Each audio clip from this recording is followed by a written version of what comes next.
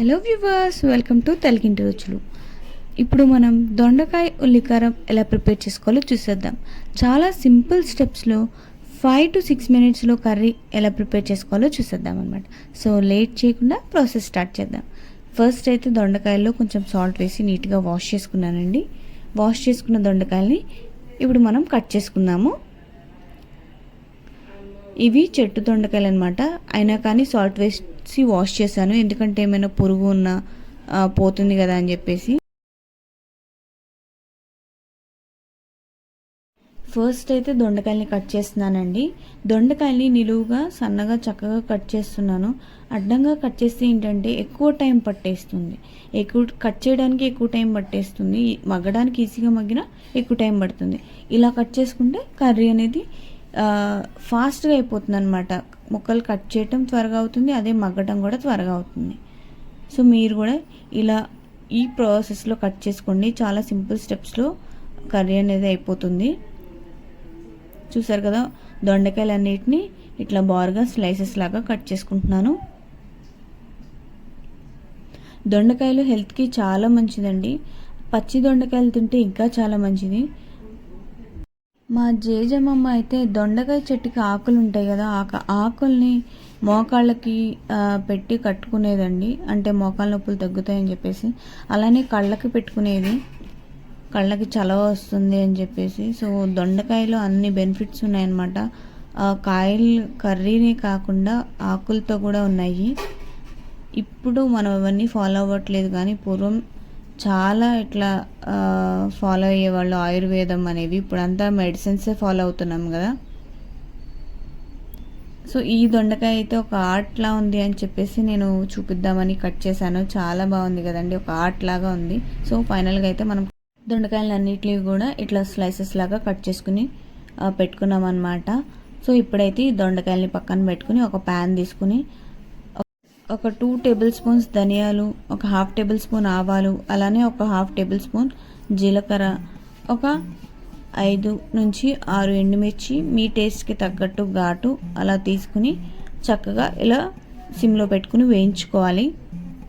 వేగిపోయిన తర్వాత మిక్సీలో గ్రైండ్ చేసుకున్న పర్వాలేదు, ఇలా రోట్లో వేసుకుని దంచుకున్న పర్వాలేదు.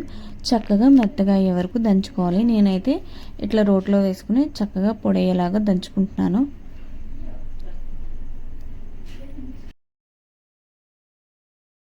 రోట్లో దంచడం వల్ల ధనియాలు, ఆవాలు, జీలకర్ర అయితే చక్కగా మెత్తగానే నలిగిపోయాయి, కానీ ఎండుమిరపకాయలు కొంచెం టైం పట్టిందనమాట. సో వీటిని కూడా చక్కగా మెత్తగా దంచేసుకున్నాను. ఈ మెత్తగా దంచుకున్న మిశ్రమాన్ని అంతటిని ఒక బౌల్లోకి తీసుకుంటున్నాను. ఇప్పుడు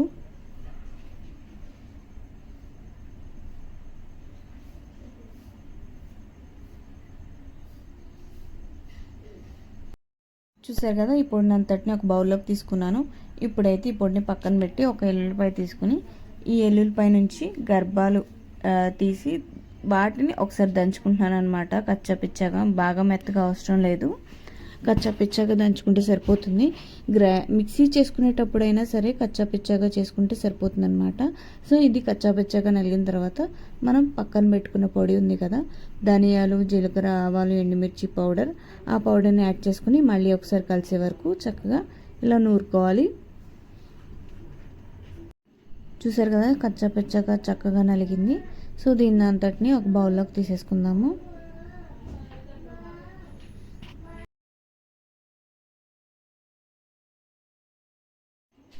ఇది పక్కన పెట్టుకుని ఇప్పుడు ఒక ప్యాన్ తీసుకుని ప్యాన్లో ఆయిల్ వేసుకుని, ఆయిల్ వేడెక్కిన తర్వాత మనం పోపులు యాడ్ చేసుకుందాం అన్నమాట. పచ్చిశనగపప్పు, ఆవాలు, సాయిపప్పు, అలానే కొద్దిగా జీలకర్ర వేగిపోయిన తర్వాత ఇప్పుడు కరివేపాకు వేసుకుందాం తాలింపుల్లో.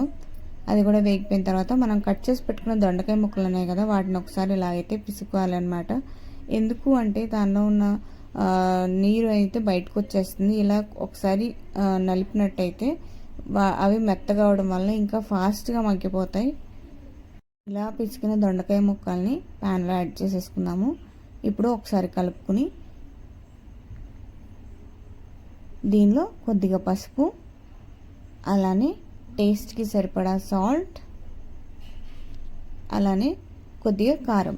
మనం ఆల్రెడీ ఎండుమిర్చి వేయించుకుని నూరుకున్నాం కదా, దాన్ని బట్టి చూసుకుని కారం అయితే కలుపుకోండి, లేదు అంటే ఘాటు ఎక్కువ అవుతుంది. సో ఈ 3 వేసేసుకున్నాం కదా, మళ్ళీ ఒకసారి కలిసే వరకు చక్కగా కలుపుకొని సిమ్లో పెట్టుకుని చక్కగా మగ్గించుకోవాలి, లేదు అంటే మీడియం ఫ్లేమ్లో పెట్టుకున్నా బాగానే ఉంటుంది. చక్కగా మూత పెట్టేసుకుని మగ్గే వరకు వెయిట్ చేద్దాము. చూసారు కదా, చక్కగా మగ్గిపోయిందనమాట. ముక్కలు ఇలా మగ్గిపోవాలి. ఇలా మగ్గిపోయిన తర్వాత మనం నూరుకున్న వెల్లుల్లి కారం ఉంది కదా, ఆ కారంని ఇందులో యాడ్ చేసేసుకుని మళ్ళీ ఒకసారి కలుపుకుందాము. కలుపుకుని ఒక 5 to 10 minutes మగ్గించుకుంటే దొండకాయ ఉల్లికారం రెసిపీ అయితే రెడీ. ఈ రెసిపీ మీకు నచ్చినట్టయితే లైక్ చేయండి, షేర్ చేయండి, కామెంట్ చేయండి. అండ్ ఈ రెసిపీ మీకు ఎలా అనిపించిందో నాకు కింద కామెంట్ సెక్షన్లో కామెంట్ చేయండి. ఇప్పుడు దొండకాయ ఉల్లికారాన్ని బౌల్లోకి సర్వ్ చేసుకుంటే రెసిపీ అయితే రెడీ. మళ్ళీ ఇంకొక మంచి వీడియోతో మళ్ళీ కలుద్దాం. Until then bye.